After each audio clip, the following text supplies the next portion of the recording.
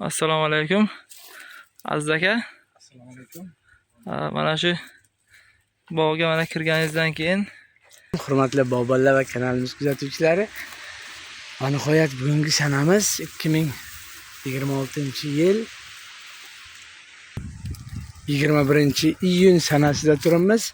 Biz hozir Farg'ona viloyati Rishton tumanida tayyorlagan bog'larning birida yana o'z bilimimiz orqali qilayotgan ishlarimizni isbotini sizga isbotlash maqsadida reportajga borishga qaror qildik. Bizdagi eski kaltak, qo'rqayotgan eski kaltagimiz nima beryapti? mana kil shakllarini ancha o'zgartirish kiritgansiz. Xo'p, shu bog'bonga maslahat berdingiz, orasini ochish, yon kaltaklar qo'yish va amerikanskiy stilga kesish. Tepa qilib kesish. Haqiqatan 4 ta ledirga ishlashdik. Amerika, Kaliforniya, mana Yevropa davlatlariga qo'llaniladi. Haqiqatan natijalari o'ta a'lo. Natijasi haqida gapirsangiz. Endi o'shani manaka bog'bonlarimizga tushuntira olaman degan maqsadda video chiqardik. Mana bizda natija kelajak nima deyapti? Keling birgalikda ko'ramiz. Bu shaftolimiz donat shaftoli. Qanot kaltaklar, rangiga ahamiyat beramiz, e'tibor beramiz. Aytganimizdek bu donat shaftoli bo'lib, boyagi savolingizga yarmidan yuqorisini chopib tashlardilar. Yarmidan yuqorisi. Har videomga, har temamga shuni gapirib kelamiz. Tepaga qo'ysak nima olamiz? Ana endi bu yillikka qiladigan ishimiz mana bu qanot kaltakchalar bilan ishlashlik. Mana erkin tashlab. Yanada pilishlik. Mana eski kaltakka hosil yaxshi bo'lmaydi deyshadi. Yo'q, mana ularga isbotim. Mana ularga isbotim. Eski kaltak mana. Bu yilga bizning niyat, natija kelajakka mana bundan pastini olib tashlashlik, qanot kaltaklar bilan shu mevani yoyish, yanada ko'payish. Mana bu joylar hosil beradi. Mana bu joylar mana hammasi hosil kutaklar. Qisqartiramiz. Mana bundan, yo bundan.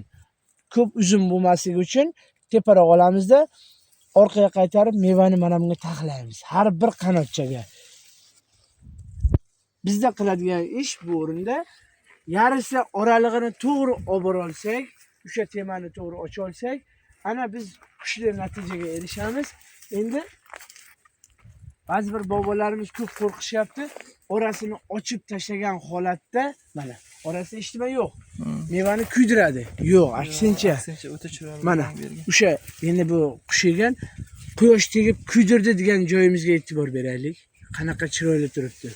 Har qanday ozuqadan, har qanday ximikatdan ko'ra mana boshqalarni ham misol qila olamiz.